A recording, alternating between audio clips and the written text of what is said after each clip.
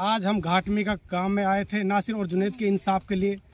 तो सरकार ओर से तो न्याय देने की बात कर रही है। जैसे हम अड्डा आए तो मान लो घाटमी का गांव पहुंचे तो यहाँ पर पुलिस प्रशासन का इतना जमावड़ा है कि हम लोगों को मेन रास्ते से निकलने नहीं दिया जा रहा है। तो हम अपनी बाइक जो भी लोग साधन से आए हैं, कोई गाड़ी से आया है, कोई मोटरसाइकिल से आया है, कोई पैदल आया है, सबको मेन रास्ते से रोककर हमें यहाँ पर खेतों में से निकलने के लिए मजबूर कर दिया गया है। अब सब लोग कोई सरसों में से कूद के आ रहा है, कोई गांव के खेतों में से कूद के आ रहा है। वैसे तो सरकार नासिर और जुनैद को इंसाफ की बात करती है, लेकिन इंसाफ मिल कहाँ रहा है? क्योंकि जिन लोगों का हमारा खुद का जो परिवार से जो नासिर और जुनैद मारे गए हैं और हमको ये लोग किडनैप कर रहे हैं, तो हमें सरकार पे कम विश्वास लग रहा है कि नासिर और जुनैद को इंसाफ मिल पाएगा। क्योंकि हमको ही किडनैप कर दिया जा रहा है, गांव के लोगों को बाहर नहीं निकलने दिया जा रहा। हर घर पर 1-2 पुलिस वाले बैठे हैं। और इस वीडियो को ज़्यादा से ज़्यादा शेयर करें।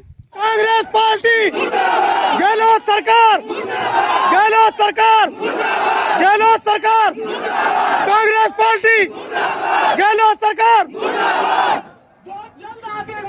कुछ करे ही नहीं करे, उसका दायरा बढ़ावे और मुस्लिम एक्ट के तहत एक स्पेशल पावर मिले। जैसे दलित एक्ट है ना, कोई वहाँ कुछ कर ले, देखिए उसमें कार्रवाई हो जाती है। मुसलमानों के लिए कहाँ कोई एक्ट है? तो इस पर यहाँ से एक मौक़िफ़ बन रहा है राष्ट्रीय लेवल में। पिछले दिनों अभी हम लोग ने वहाँ पे जंतर मंतर पे इस पे किया है। तो ये आप देखिए सुप्रीम कोर्ट में भी जाएगा। और हम कह रहे हैं आत्मरक्षा का दायरा बढ़े।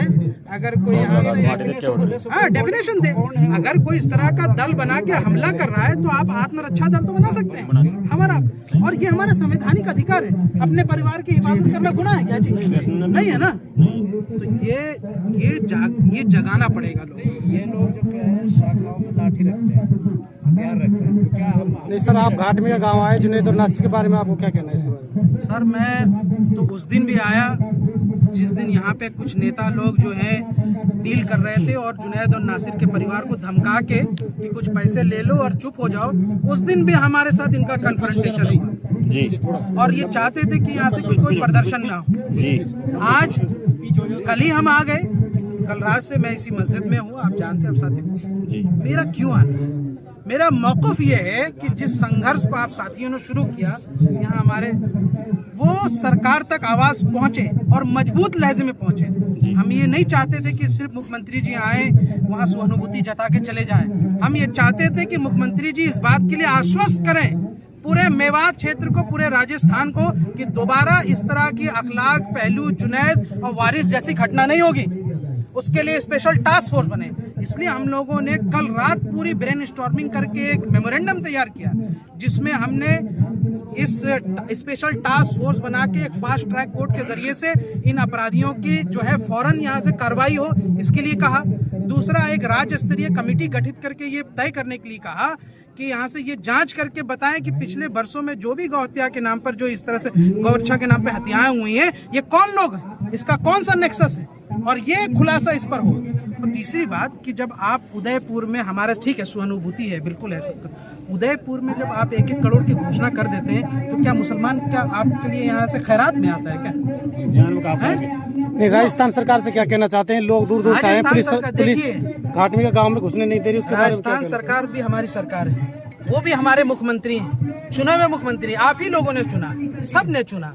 अगर मुख्यमंत्री तक हमारी बात सही तरीके से नहीं पहुंच पा रही है, कुछ लोग उनको बरगला रहे हैं, तो हम अपने प्रदर्शन के दम पर, इस शक्ति प्रदर्शन के दम पर हम मुख्यमंत्री तक बात पहुंचाएंगे कि नहीं पहुंचाएंगे? यही हम कोशिश कर रहे हैं, इसलिए धरना है। और आज इसका नतीजा ये हुआ कि अधिकारी गण आए हैं, आईजी अभी आने वाले हैं, सीओ साहब हमसे लेके गए हैं कि क्या आपकी मांगे हैं, उसका पूरा डेलीगेशन के लिए बातचीत चल रही है, हमारी वेरिफिकेशन हो रही है। उसके बाद आईजी साहब और जो है वो मंत्री जी, महाराज जी जो है वो आने वाले हैं। तो यहाँ तक उनका आ जाना, जो एक ट्वीट नहीं कर रहे थे इस मौजू पर, वो अब आ रहे हैं, तो ये एक बहुत बड़ी जीत है, ये आप लोगों की जीत है। हम तो आपके भाई हैं और हमें भी जरा सा इसमें यहाँ से अगर लग रहा है कि थोड़ी सी भी हमारा कंट्रीब्यूशन है, तो मेरी जिंदगी के लिए एक बहुत बड़ी बात हो जाती है कि एक ये लड़ाई जो पिछले कई वर्षों से आप देख रहे हो कि मेवात में कई घटनाएं होती हैं और फिर मामला दब जाता है, मुआवजा दे के रफा होता है। इस बार रफा दफा होना ही नहीं है, इस बार ये लड़ाई तब तक जारी रहेगी जब तक इसका पूरा फैसला ना हो जाए। इस बार मेवात जाग चुका है। अरे मेव कौम है भाई, अंग्रेज थर थर कंपते थे, ये साले हरामखोर, ये गुंडे यहाँ से अपराधी, ये खुलेआम फिरते हैं। ये समझते क्या अपने आप को? ये आपसे ज्यादा बढ़ गए क्या?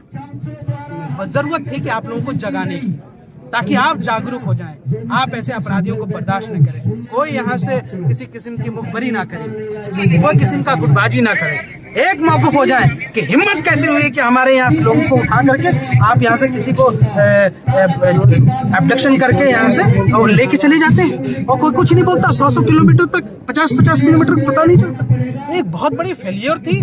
सिस्टम को हिलाना पड़ता है दोस्त। सत्ता के ऐवानों तक अगर बात नहीं पहुंचती है तो झकझोर के उठाना पड़ता है। शोएब जी